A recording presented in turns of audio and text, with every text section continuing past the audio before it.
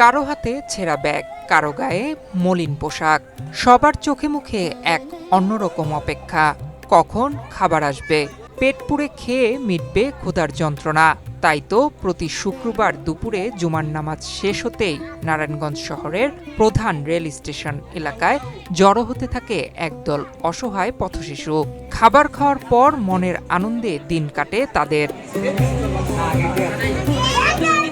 মানবিক এই উদ্যোগ একজন রাজনৈতিক নেতার। ওদের স্বপ্ন পূরণে পাশে থাকতে পেরে আমরা গর্বিত।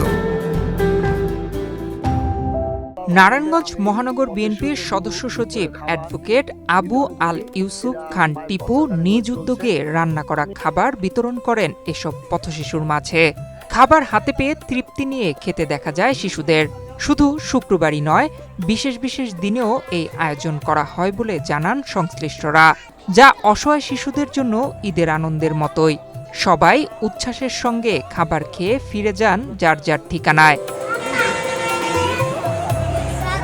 বিএনপি নেতার মানবিক এই উদ্যোগের গল্প এখন অনেকের মুখে মুখে।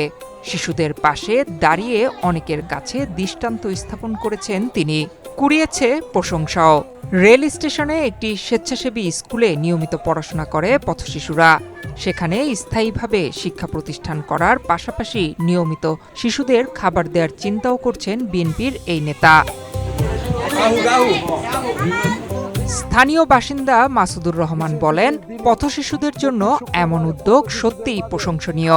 সমাজের বিত্তবানরা এভাবে এগিয়ে এলে পথশিশুরা অবহেলিত হয়ে বড় হবে না। তারা একদিন সমাজের মূলধারায় নিজেদের জায়গা করে নিতে পারবে। বিশেষ বিশেষ দিনে প্রতি শুক্রবারে পথশিশুদের মাঝে খাবারের ব্যবস্থা করছেন। ওনার মতন যদি বিত্তশালী মানুষ যদি সবাই যদি পাশে দাঁড়াইতো, তাইলে পথশিশুরা আর পথের ভিতরে থাকে না, তারও সমাজে উচ্চমানে গিয়ে দাঁড়াইতে পারে। আমাদের নিজেকেও আগে আসতে হইব, আমাদের সবারই আগে আসতে হইব। আমরা সুশীল সমাজ, নাগরিক সমাজ, আমাদের সবারই আগে আসতে হইব এই কাজের জন্য। পথশিশুদের নিয়ে কাজ করা স্বপ্ন ছোঁয়া স্কুলের প্রধান শিক্ষক হাবিব প্রধান বলেন, দীর্ঘদিন ধরে তারা পথশিশুদের জন্য স্কুলটিকে প্রাতিষ্ঠানিক রূপ দিতে কাজ করছেন। গত 1 বছর ধরে এই শিশুদের জন্য অভিভাবকের মতো পাশে পেয়েছেন অ্যাডভোকেট আবু আল ইউসুফ খান টিপুকে। স্বপ্ন ছোঁয়া পাঠশালা আমরা দীর্ঘদিন যাবৎ এই স্কুলটা একটা প্রাতিষ্ঠানিক রূপ দেওয়ার জন্য আমরা কাজ করে যাচ্ছিলাম।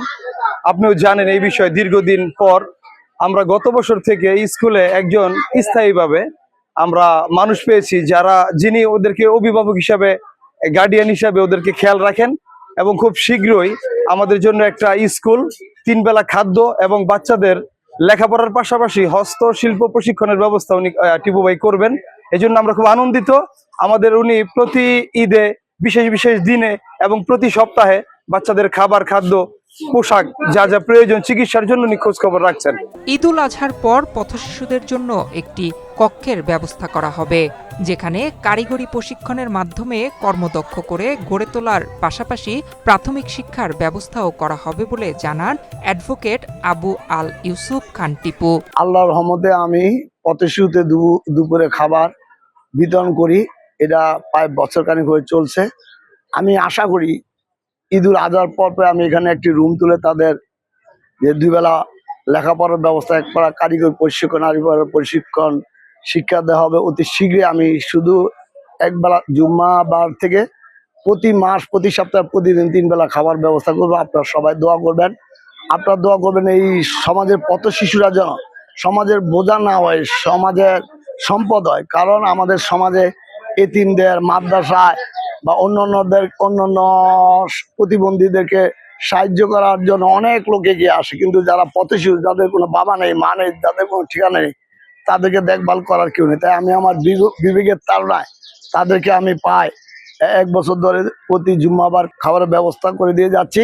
সমাজের বিত্তবান মানুষরা এগিয়ে এলে এসব শিশু আর পথহারা থাকবে না, বরং সমাজের ইতিবাচক পরিবর্তনের অংশ হয়ে উঠতে পারবে। নয়ন বিশ্বাস, বাংলাদেশ প্রতিদিন।